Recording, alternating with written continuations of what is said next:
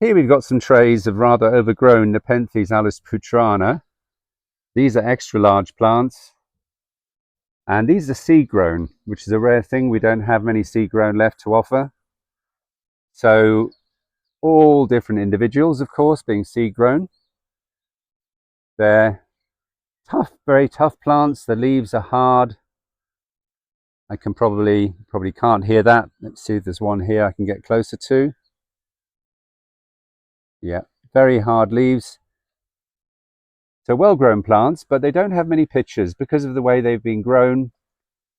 They'll be shipped without pitchers in some cases, or just maybe with one pitcher per plant or a developing pitcher. Let's have a look here. There's a pitcher down here. You can just see.